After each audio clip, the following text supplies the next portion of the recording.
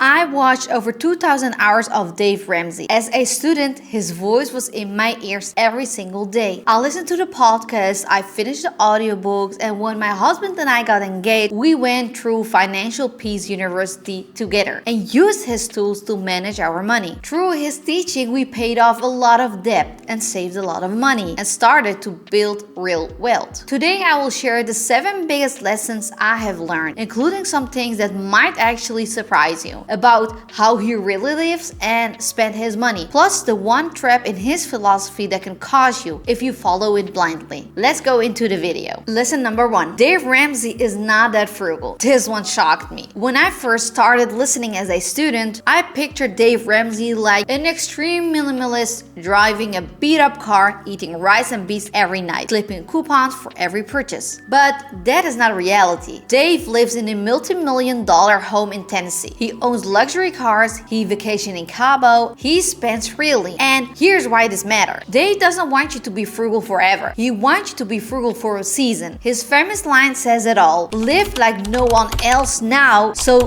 later you can live and give like no one else. As a student, this gave me relief. I remember sitting at my desk eating instant noodles and thinking, am I gonna to live like this forever? Realizing that Dave himself had already moved past the frugal phase showed me that the sacrifice wasn't permanent. It was a bridge. That shift in my mindset kept me from burning out because I knew there was a light on the other side. Lesson 2. Behavior beats math. When I was in school, I knew the math. I had my student budget written down. I understand debt was bad, but it didn't stop me from spending impulsively. Dave repeats this over and over. Personal finance is 80% behavior and 20% head knowledge. And it's true. The debt snowball is the perfect example. Mathematically, it's not optimal. The evaluance method saves you more interest, but behaviorally, snowball wins every time. You pay off the smallest balance first and you feel victory. That momentum drives you forward. As a student, paying off even a small bill felt massive. It was a proof I could actually change. And once I had that proof, I didn't stop. Without those small behavior wins, the math alone wouldn't have kept me motivated. If you like this video so far, please like and subscribe. Lesson 3. Emergency funds are non-negotiable. When I was broke, the idea of an emergency fund felt impossible. Why save when I had no money? But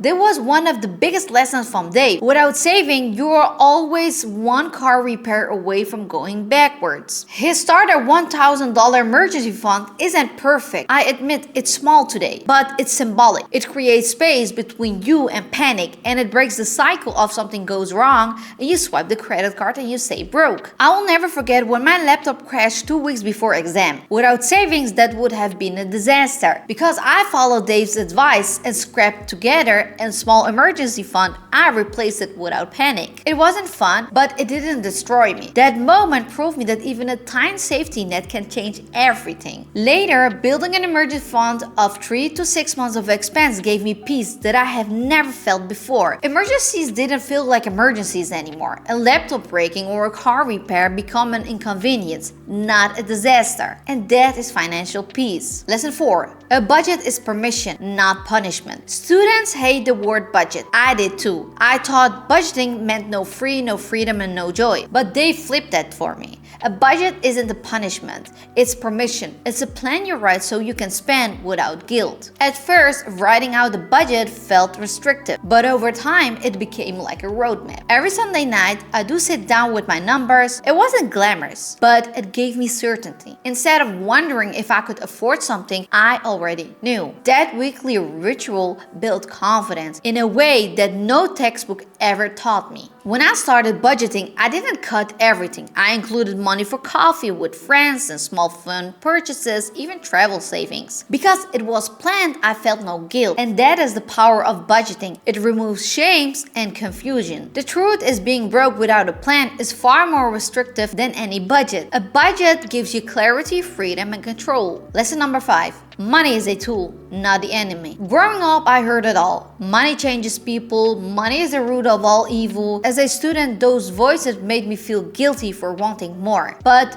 Dave drilled this into me. Money is neutral. It's not evil, it's a tool. It magnifies who you already are. If you're generous, more money means you can give more. If you're selfish, more money just makes you worse. This flipped my mindset. I realized money wasn't about greed, it was about options. Options to protect my family, option to give to a cause I care about, options to live life without stress. For the first time, I saw wealth as a responsibility and not guilt. Lesson 6. Simplicity wins every time. As a student, I was overwhelmed by personal finance. Retirement account, index funds, ETF, tax advantage. It was too much. Dave's baby step cut through all of that. 7 steps, very clear and repeatable. 1. Save $1,000 in a beginner emergency fund. 2. Pay off all debt except for the house. 3.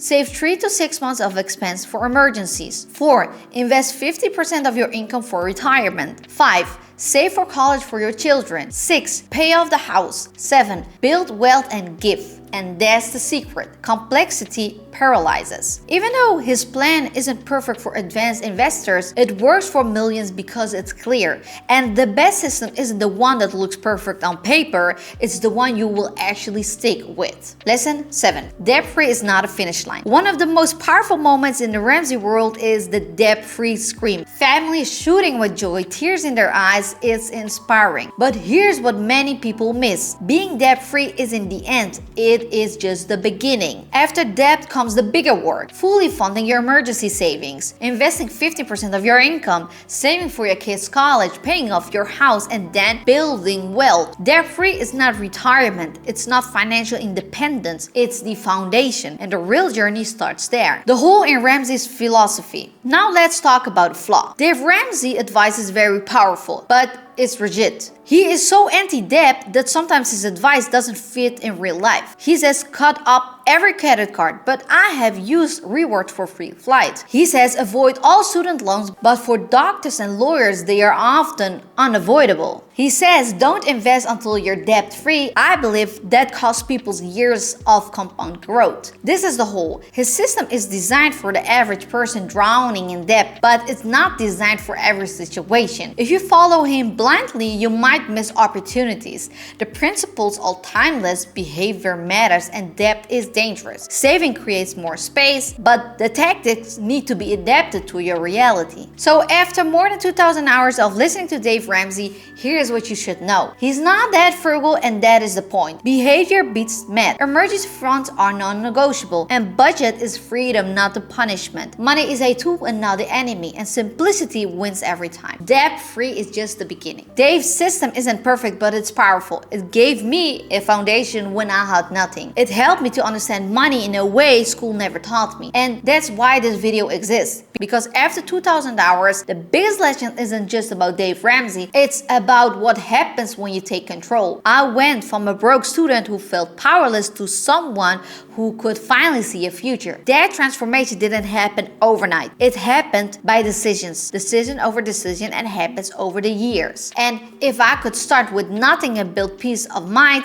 then you can do too. If you can take one thing from this video, let it be this. Financial peace matters more than financial perfection. You do not need to follow every rule exactly. You just need to start. Stay consistent and keep moving forward. Because financial freedom isn't just about doing everything right, it's about progress and peace. It's about building your future where money no longer controls you. If you'd like to know what my net worth is, watch this video.